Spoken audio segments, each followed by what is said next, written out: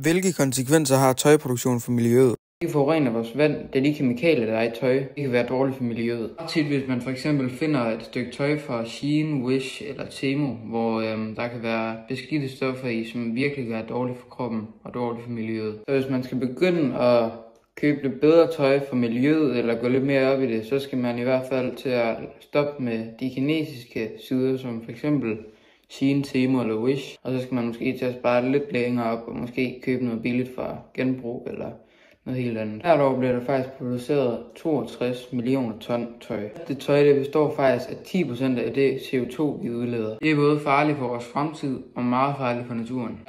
Der er også mennesker, vi skal faktisk slet ikke bruge så meget tøj. Det vil sagtens skal genbruge det, arve det eller købe det på secondhand. For eksempel som Vinted. Danskere køber 10,9 kilo tøj hvert år. Det er faktisk okay, hvis man tænker over det. Det er stadig for meget, men hvis vi kigger på det, er det faktisk ok. Man kunne sagtens genbruge mere her i Danmark. Man skal bare sætte meget mere fokus på det. Man skal altså bare sætte meget mere fokus på genbrugsbutikker og secondhand som Vinted, da det er meget bedre for miljøet og for os i Danmark. Bangladesh er også et af de lande, der producerer mest i hele verden. Til gengæld er det også en af de fattigste lande, så de har brug for pengene for alt det tøj, de sælger. Der er stadig mange, der dør af sult dernede, fordi de ikke har noget at spise, selvom de tjener så mange penge, som de gør på tøj. Og de har ikke så mange midler, som vi har i Danmark. Det er ikke kun os asiater, der sælger tøj til. De sælger også tøj til sider som Shein, Temu og Wish. Det er også en af grundene til, at de producerer så frygtelig meget tøj. Og folk bliver ved med at købe det her, fordi de synes, det er sejt, men de tænker faktisk ikke over, hvor dårligt det er for deres krop. Og det er også grunden til, at det er så billigt.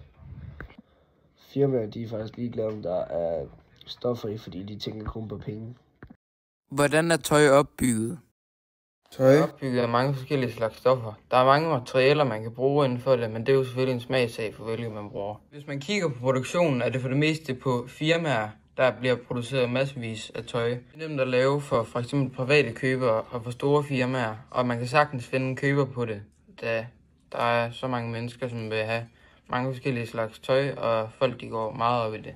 Så bivirkningen på, at det er så nemt, det kan være på klimaet, da der bliver produceret så meget tøj, og det går selvfølgelig ned på vores ressourcer. Det er også derfor, vi begynder at visne vores materialer mere og mere. Det bliver jo også lige så stille dyrere og dyrere, da vi mister vores ressourcer. Og på et tidspunkt har vi ikke lige så mange, som vi har nu.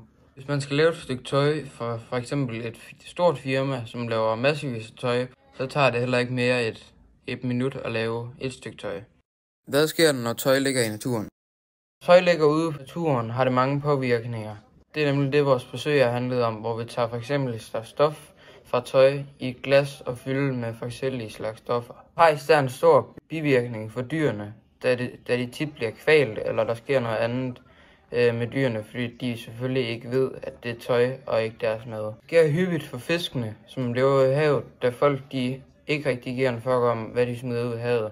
Det kan fx være en plastikpose eller noget andet, som fiskene tænker er mad, og det er selvfølgelig plastik, som de kan blive kvalt af. Og så store bivirkninger for vores fremtidige liv, da det er meget også det, som vi spiser. De firmaer, som skærer fisk op og sælger det videre, de opdager også tit, der er plastik eller andre stoffer, som vi smider ud i havet i deres krop. Det virker meget naturen og vores fremtidige liv. Hvad er bæredygtig tøjproduktion? Bæredygtig tøjproduktion er sådan for det meste genbrug, og det er virkelig sundt for naturen, fordi at, så skal vi ikke hele tiden bruge penge på og ressourcer på at lave nyt tøj. Så hvis man bare smider det til genbrug, kan det enten blive genbrugt eller lavet om til andre stykker. Bæredygtigt tøj vil også være, hvis man arver tøj af familie, for eksempel.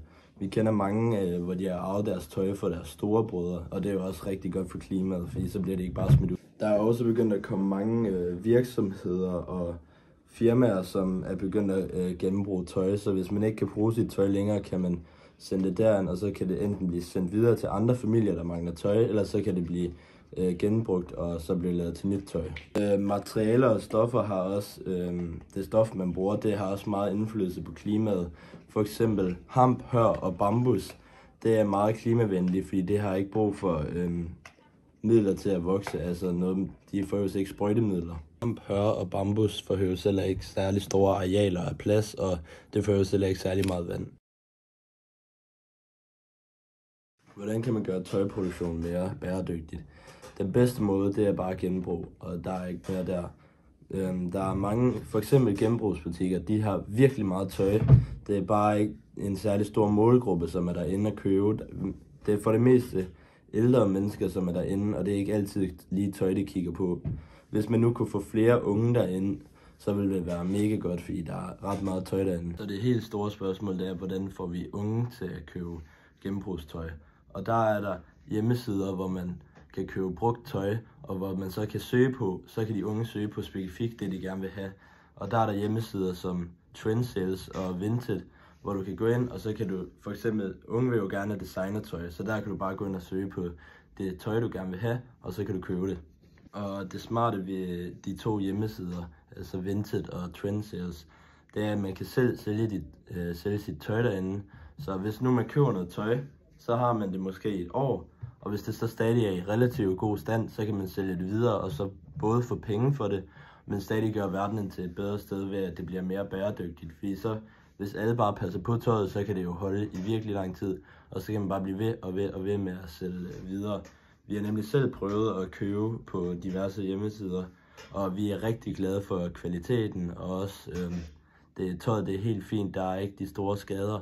Og inde på hjemmesiden, så kan man vælge, om man vil have, hvor de er lige kommet ud af boksen, altså slet ikke er prøvet, eller man vil have noget, der er lidt slidt, men stadig kan bruges. Og dermed, altså prisen dropper selvfølgelig. Hvis det er meget slidt, så kan man få godt tøj til rigtig billige penge. Modelleringskompetencen. Vi kan se, hvilke måder tøj kan blive genbrugt.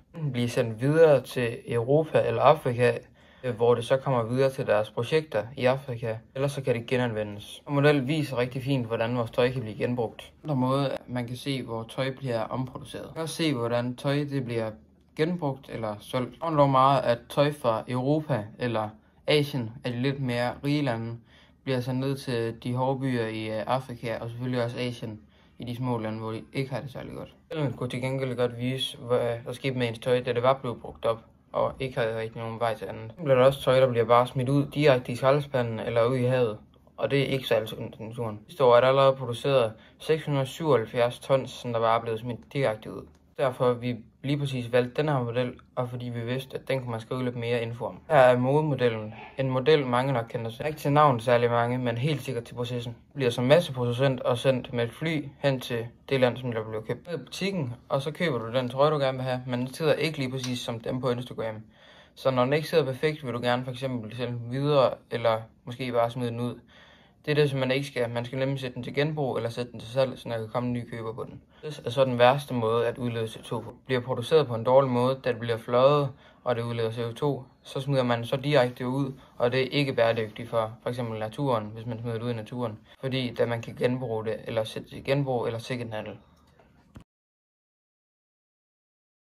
Vi er nu kommet til at vi vil fortælle og vise vores forsøg. Vi viser det, vi vil lige fortælle, hvad vi skrev ned, inden vi gik i gang, hvad vi vil regne med, og vi vil selvfølgelig lige fortælle, hvad vores forsøg går ud på. Forsøg 1, det er, at vi købte 3 forskellige materialer, polyester, bomuld og uld, og så vil vi putte det ned i 3 forskellige farvestoffer, som vi selv har lavet. Den ene, det var rødbedesaft, den anden var paprika, og den tredje var gurkemeje. Og så vil vi så have det nede i nogle små beholdere, sådan cirka på den her størrelse. Og så vil vi have det ligge dernede i 2 uger, og så vil vi så tage det op og så se, om man så kan bruge det til at farve tøjet. Det er så vores hypoteser til vores første forsøg. Vi regner med en stærk farve, altså rødbedesaften, det vil være sådan lilla, gurkemeje vil være gult, og paprika vil være rødt. Så vi regner med, at det vil få en meget stærk farve, og vi regner med, at inden for en uge, så skulle alt gerne være trænget ind. Altså alt, der kunne trænge ind, skulle det meget gerne være trænget ind, og så skulle det så bare ligge i vandet i en uge mere. Og men vi vil stadig vide, at det vil ikke blive 100% farve til, fordi der vil stadig være en hvid undertone, fordi det stof, vi har købt, det er hvidt. Så vi vil regne selvfølgelig ikke med det, at det vil blive helt farvet. Og så regner vi også med, at der vil komme at det vil begynde at lugte. Så en uge, og vi var nede og kigge på det, så havde al farven trænget ind, og de resterende ingredienser, det var trykket op til overfladen. Så vi kunne se, at vores hypotese var rigtig, altså at alt ville trænge ind. Så nu var det ikke andet end bare at vente og give det lidt tid til at komme helt 100% ind i stoffet. Efter 2 uger var det tid til at tage det op, og vi kunne se, at gurkemejen havde trænget virkelig godt ind, altså over vores forventninger. Stoffet det var helt gult, men derimod paprikaen, den var faktisk fint nok trækket ind, men der var stadig en hvid undertone. Og rødbedesaften, det var virkelig dårligt. Der kunne man se mere hvidt, end man kunne se lilla. Og der tænker vi, at det er fordi, at gurkemejen og paprika, det var sådan noget pulver. Og rødbedesaften, det var jo saft.